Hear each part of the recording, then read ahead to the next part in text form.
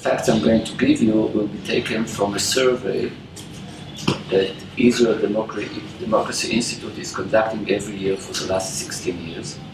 So we can compare information from year to year. And I'll give you the up-to-date information about the situation here in Israel, which will be a good base for whatever you will see here, whatever you will experience here, can be understood by the facts that I'm going to show you right now. Okay, we ask Israelis, and when I say Israelis, I mean all of them, including the ultra-Orthodox, including Israeli Arabs, all citizens of the State of Israel, obviously. When we ask them, tell me Israelis, how do you feel? We hear that 81% say, fine, everything is good for me. It's either very good or excellent. 80% is a lot. 15% say, comme ci, comme ça. It's okay, not too bright. And only 5%, 1 out of 20, are saying my personal situation is not good, I'm not happy. 5% is a very low rate for this kind of answer. So on a personal level, people feel here pretty good. Then we ask the same group, tell us what do you feel about the state of Israel? What is the status of the nation in your eyes? Here we get the following answers. In 2003, that's the first time we had this index done, 16% of the Israelis were optimistic, only 16% about the future of the state of Israel. When we asked this question last year, which is the last time, just the opposite, 16%, only 16% said that they are pessimistic. 53% of Israelis were optimistic about the state of Israel, about the future. And the rest of them were in between. So we are witnessing within a span of 15 years a huge change of mind of Israelis about the status of the state, which is great. Then we ask Israelis, are you proud to be Israelis? And we ask this question because when you are proud of something, you identify with it, you feel part of it, it's yours. So the pride index tells us that as of last year, 81% of the Israelis are proud of being Israelis.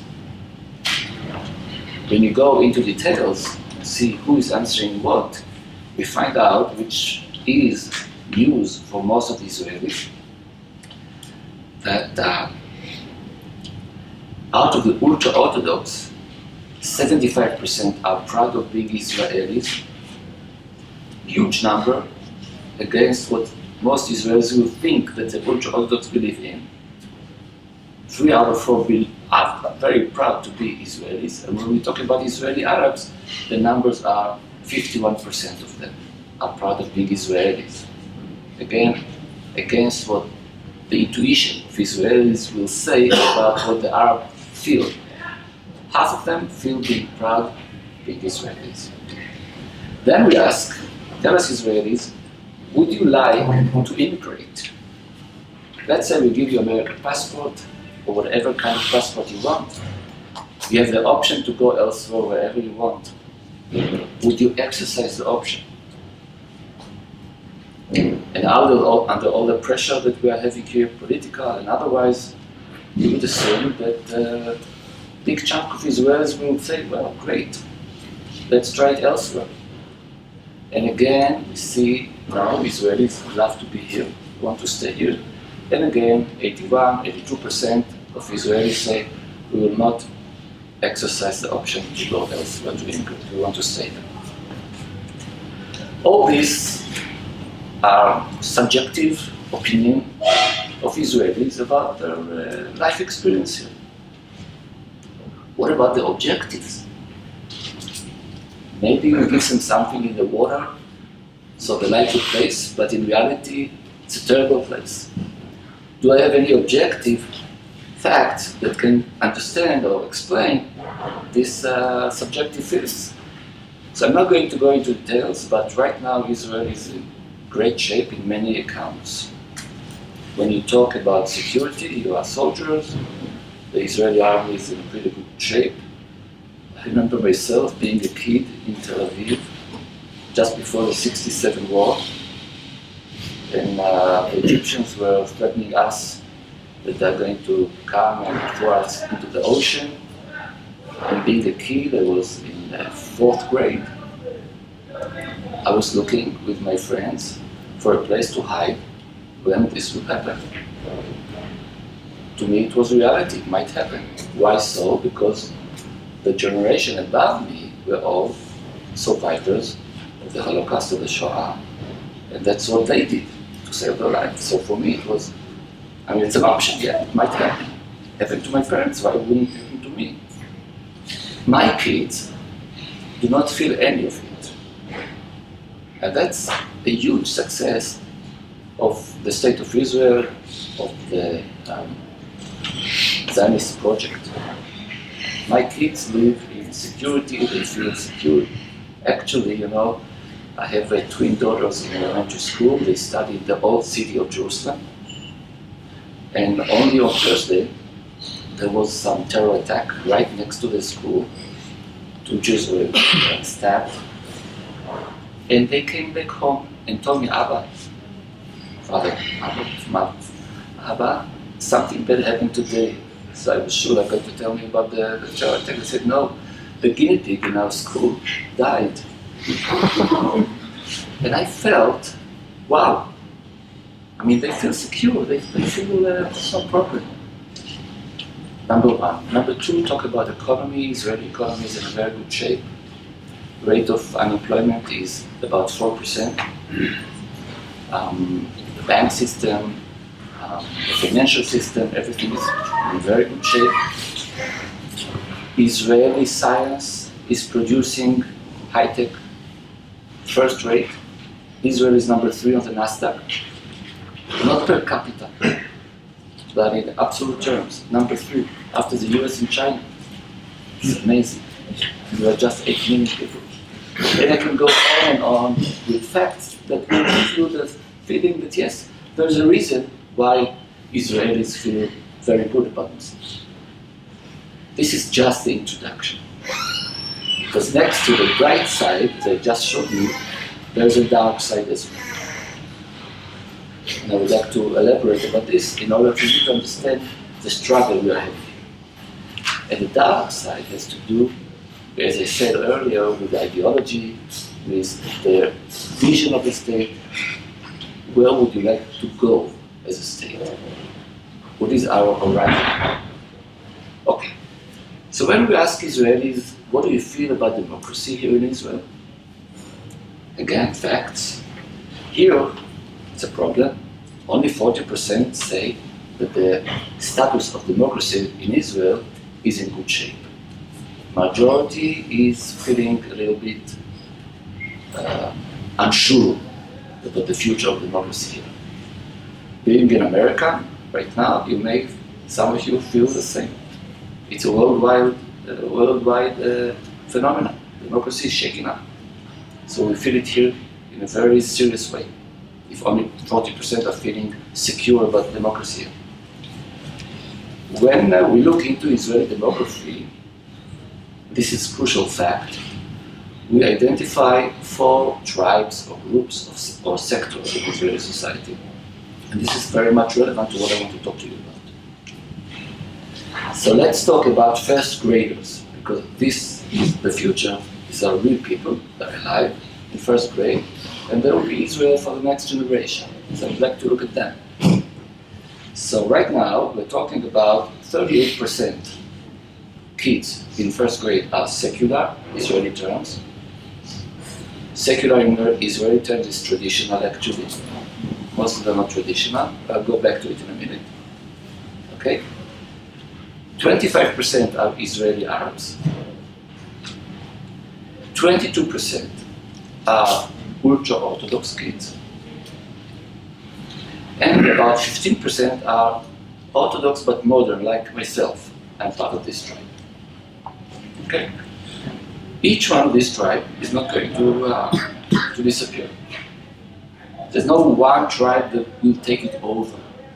We have to live with a division between the 4 tribes. Now, the importance of this description of 4 dominant tribes is that each one of the tribes has a specific understanding of Israel and a different vision about the future of the state of Israel. So let's go into this. When we ask Israelis, how do you like the definition of a state, which is a constitutional definition of the state as a Jewish and democratic state? Both components, Jewish from one hand particular, and democratic, which is universal. Do you feel comfortable with both elements of our collective identity? We see that people say that right now in reality, when we judge reality, only 30% say we like the way it is right now. Only a third saying we are happy with the way Israel is handling the dual identity, Jewish and democratic. 39% feel Israel is too Jewish for me. We need some more democracy. It's too particular. It might be too religious, it might be too nationalistic. I would like it to be more, so to speak, normal, like the rest of the world. 39%. 24% say just the opposite. Quarter. It's too liberal. It's too democratic. I want my home, my national home, to be more Jewish.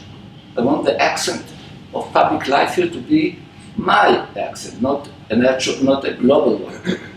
We'd like to be specific about our Jewishness. So again, about a third, a little bit less than a third, is happy, and the rest of the population is actually feeling it's not good, on the opposite way. This is crucial to understand the Israeli public life when you hear these facts. Because I don't know what will be the news tomorrow in Israel. I can assure you it will be something to do with this fact. It will reflect the division within our society about who we are and what we should go for the future, what should be our future.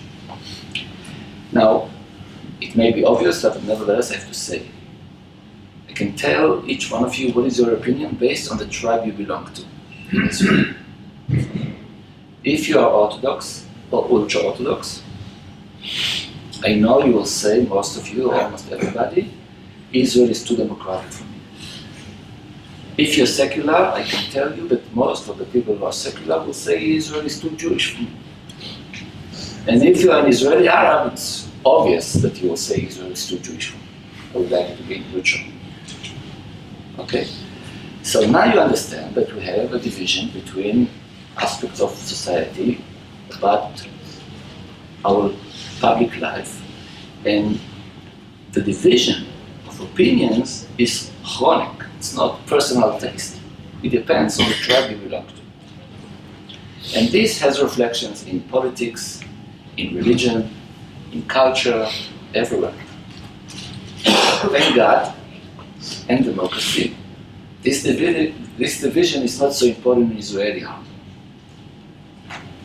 Okay? Israeli army is acting as one unit, and you see people from all walks of life together working for national goals. However, nevertheless, you have to know, Israeli Arabs, generally speaking, are not going to the army. Only the Jews do, or some Bedouins. But generally speaking, they do not go to the army. And the ultra-Orthodox are also, most of them are not going to the army. Okay? Many of them do not go to the army. Okay. Now, what do we do with these facts? I gave you the general picture. If I bring in, let's say, David Ben-Gurion, the architect of the state in 48, maybe the most important Jew in the 20th century.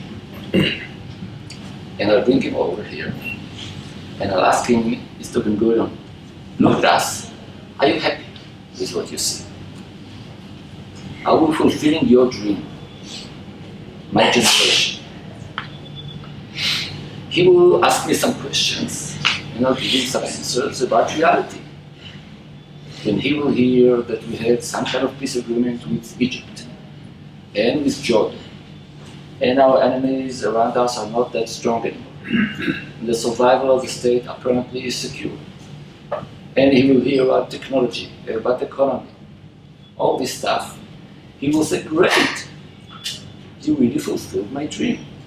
Jewish existence is much safer today than in my generation, and also the generation before me. This is amazing success, he will say. But then he will ask me, tell me, Yedidia, what's going on with religion in Israel today?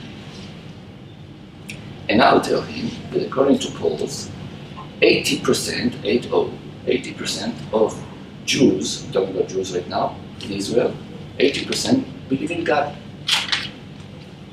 And this God is a specific God, it's not a God. It's a Jewish God. And 80% do believe in this God. Ben-Gurion will be very unhappy to hear that. Why so? Because he felt, and I'm talking about the 40s and 50s, he felt that Jewish destiny depends on the ability of Jews to disregard religion, which was important for Jews, according to Ben-Gurion. In the diaspora, when Jews were not in Israel, the identity was made out of religion. However, once we come here to the state of Israel, or to Eretz Israel, to the land of Israel, according to Ben-Gurion, we have to forget about religion and replace it with what? Nationality. Nationality should replace religion. Religion is a problem, according to Ben-Gurion, for Jewish life. And he tried to do the best he could, quite successfully actually for his generation, to erase religion from public life. For example, he himself never married his wife, Paula, in a religious ceremony like almost everybody does. If you look up in every Jewish home, you'll have a mezuzah, you'll have a little thing on the door when you enter, open your eyes when you go around. It's a religious article, and you have it in 98% of Jewish homes in Israel. Not in Ben-Gurion's private home. Why? Because he wanted to make a point. Religion is not good for us. So when he will hear what I just told you, that 80% of the Jews today in Israel believe in God, he will be upset. He will say it might be a problem for the future. And personally, I must tell you that I can give him some facts that may be supporting his view. For example, we had only, thank God, only one assassination of a prime minister here in Israel, Prime Minister Rabin. And the murderer based his act on his religious beliefs. So the religious energies, according to Ben-Gurion, are threatening our ability to coexist. And when you look into the division in Israeli society, and some of the parties are coming with God is on our side, we know what God wants for us, then the rest of Israelis, represented right now by Ben-Gurion in my little talk here, will say, well, we are scared. So on one hand, Ben-Gurion will be very happy with our success. On the other hand, he will see some threats. Second guest, after Ben-Gurion, with the same kind of question, is somebody called Chazon Ish, who used to be the legendary leader of the ultra-Orthodox. He died in the late 50s. Nevertheless, I would like to bring him in for the sake of our discussion and ask him, are you happy with us according to your ideology? Are we fulfilling your dream? He will come in, smart guy, very short, and he will ask me, first of all, numbers, tell me numbers. And you know why he will ask about numbers? I mean, how many ultra-Orthodox we have? He will ask about numbers because his people were perished, were murdered in the Shoah in the highest rate more than anybody else, because my parents, for example, were Zionistic. So they left Poland before Second World War. That's why I'm here. But most of the ultra-Orthodox were not Zionistic, so they stayed in Europe, and many of them died. So in the beginning of the state, in 1948, the number of ultra-Orthodox here was very small. So he will ask me, how many people are part of my camp, of my sector? And I'll tell him, listen, million. 1 out of 8 people in the street today in Israel is ultra-Orthodox. Being smart, he'll ask me, and how many of them are young or old? I'll tell him, all ultra-Orthodox is a rare find. Only 15% of the ultra-Orthodox are above the age of 45. Listen to this. Which means, obviously, that the majority are young people.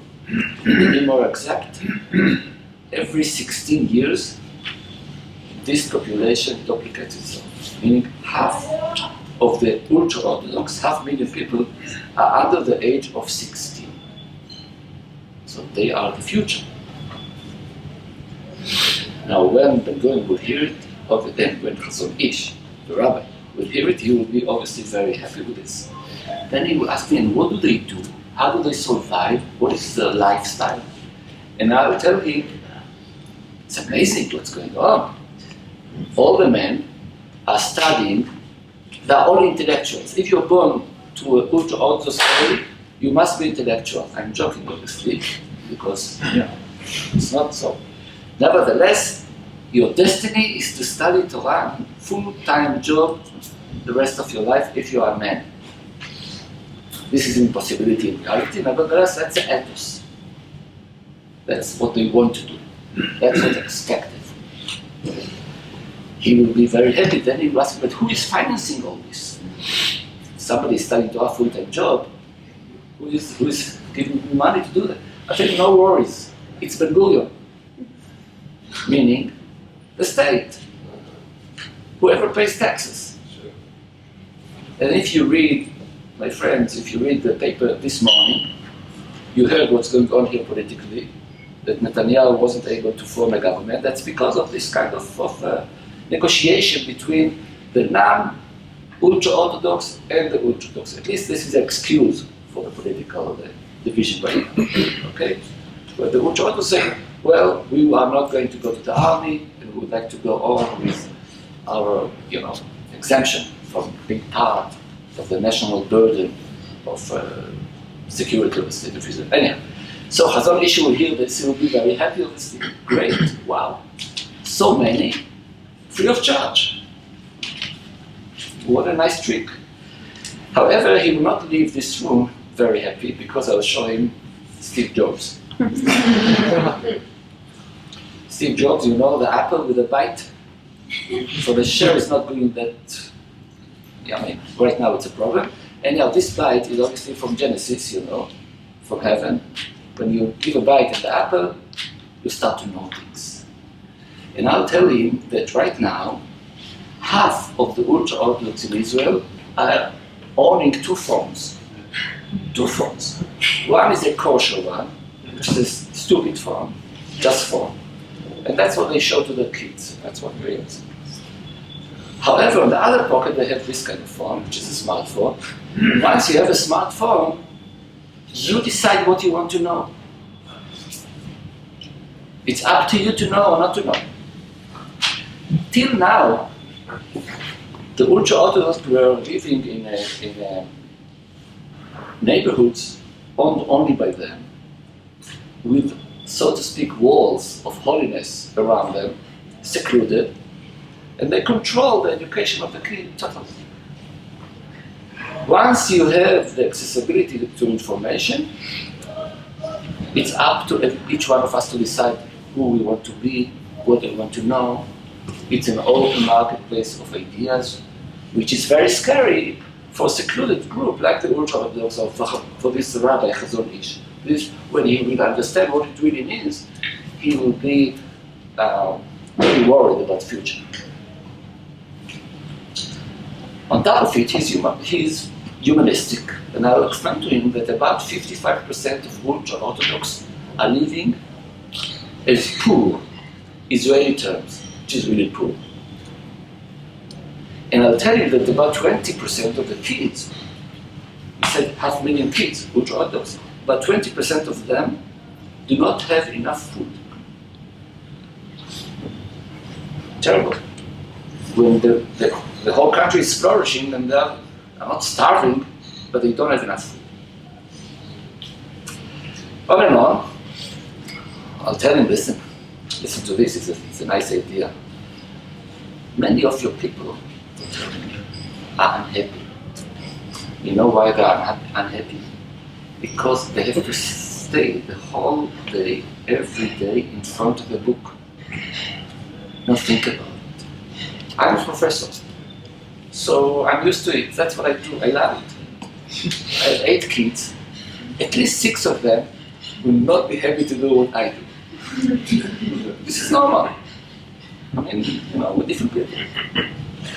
So one of the smart rabbis said, he was asked, what is the difference between hell and heaven? This smart rabbi said, hell and heaven is the same place. It's a nice little room with no windows and no door. And you are locked in for eternity. In the room you have Gemara, Talmud, which is a basic text that ultra-Orthodox study all their life.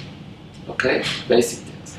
Now, if you spend your life studying it, this is heaven for you. For eternity, you have the option to study.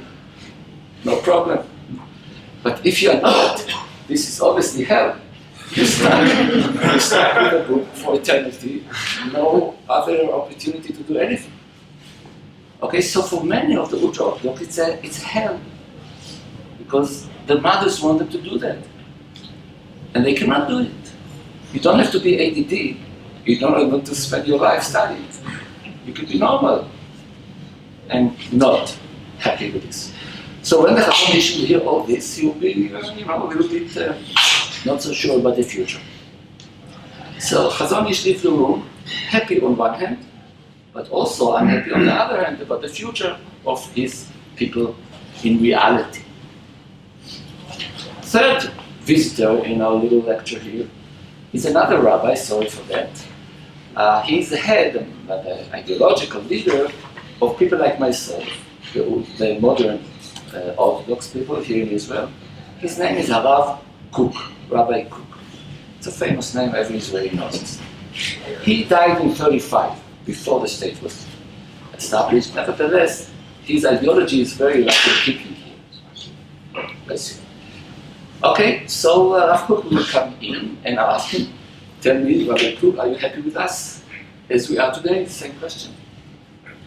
And I'll expose to him the facts. And the facts are that if there is any hegemony right now in Israel, it's a big if, but if there is any hegemony in Israel, it comes from this camp. These modern Orthodox people are leading, for example, the settlement movements in Judea and Samaria. They are the one.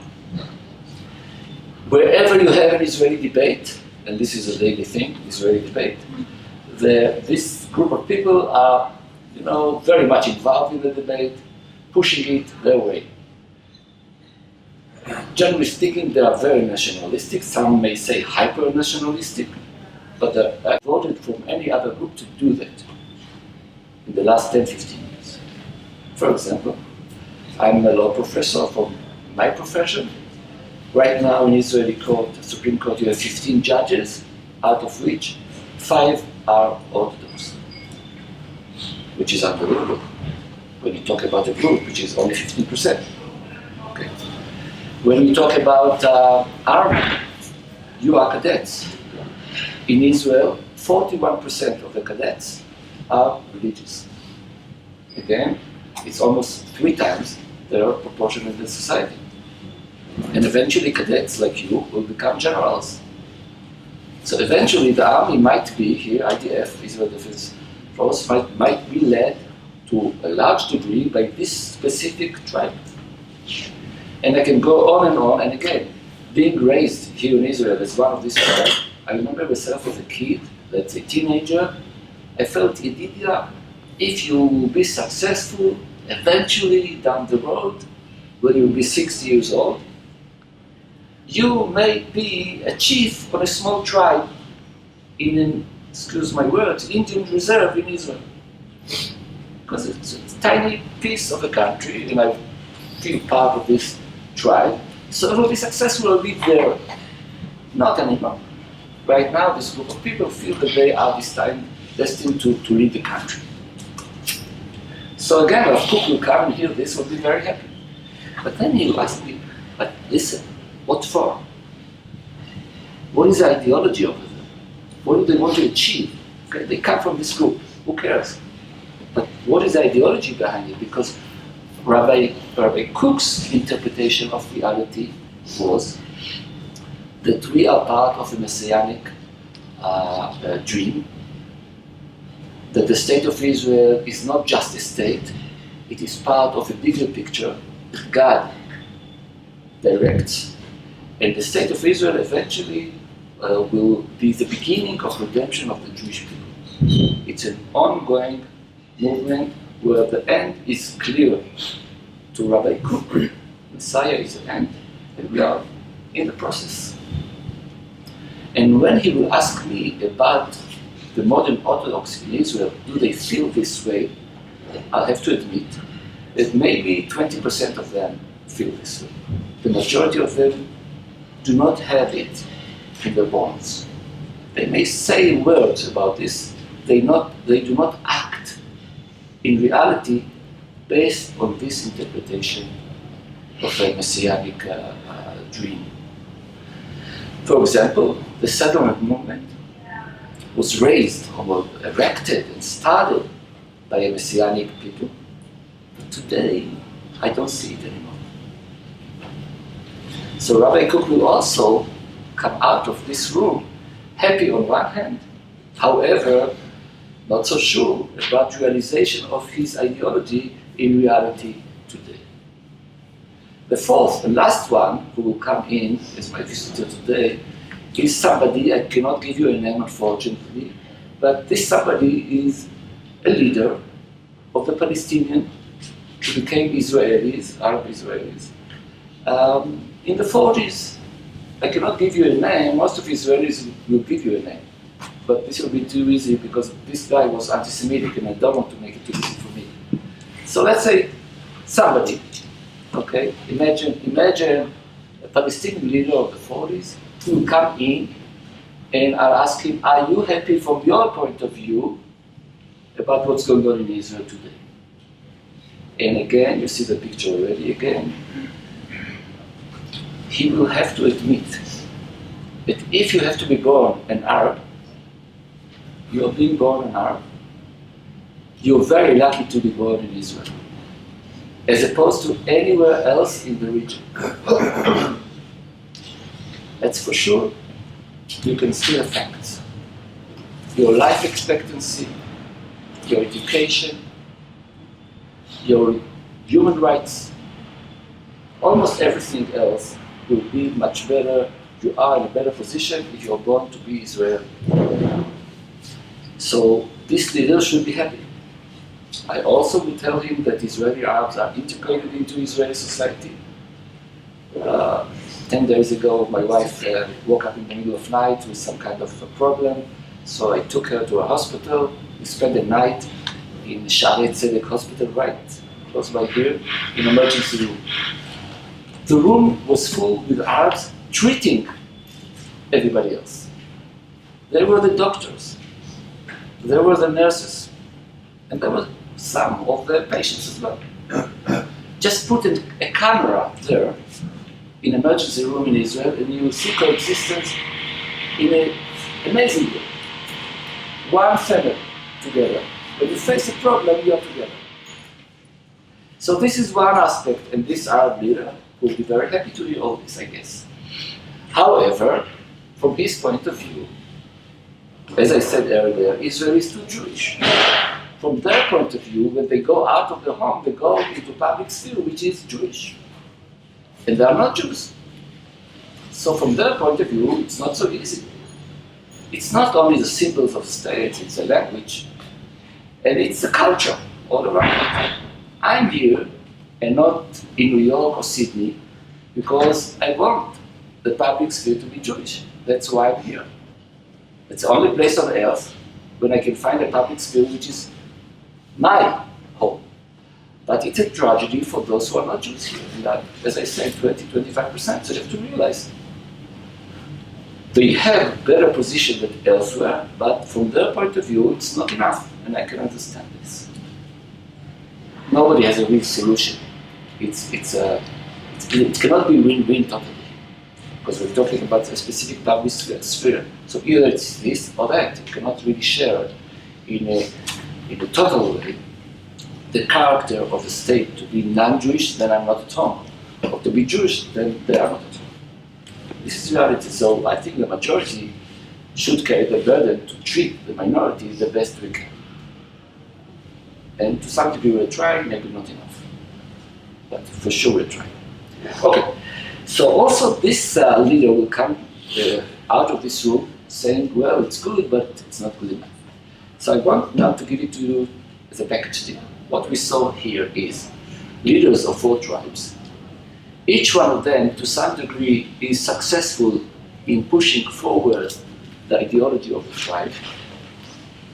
Each one of them is also disappointed. Now, what do we do this? There are 2 ways of looking at it. One way is to say, Israel is in trouble. There's a cultural war here between the tribes. Each one has a different interpretation, and each one is pushing it forward. And it's true because unlike many multicultural states like Canada and other Belgium, unlike these places, here in Israel, each one of the tribes is not sufficient, is not happy if you let the tribe to handle their life the way they want. It's not good enough. I know what's good for you guys. I want you to be happy as I understand what happiness means. Therefore, each one of the 4 tribes is also imperialistic. Each one of the 4 tribes is trying to push the ideology not just because we want to be powerful, but because we think that this is what Israel should be for your sake. So you have non-stop wrestling over everything here in Israel, because each one of the 4 tribes is trying to push forward the ideology.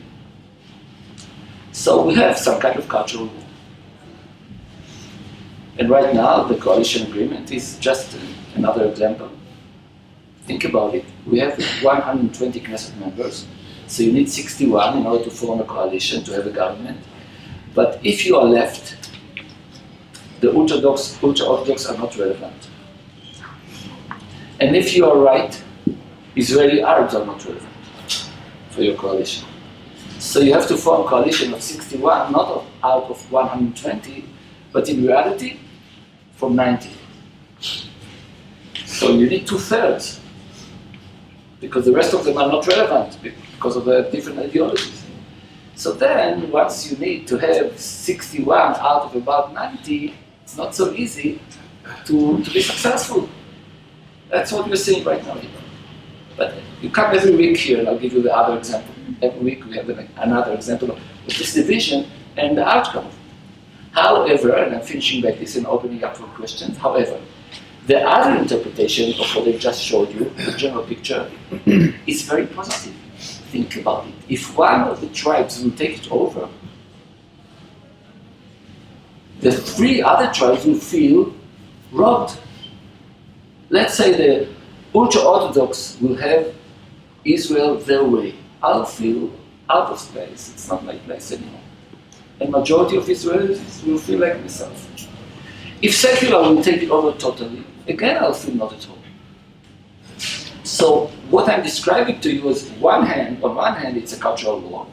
On the other hand, it's some kind of equilibrium between different views, and we're quite successful handling it. Nobody is happy because nobody is taking it all. But nobody feels that her interests are totally disregarded. So they live with fight.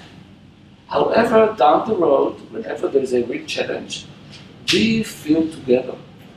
We feel solidarity between us. We can act under threat as one nation, despite what I just told you. Nobody feels that this is not his or her place. Remember the facts I started with.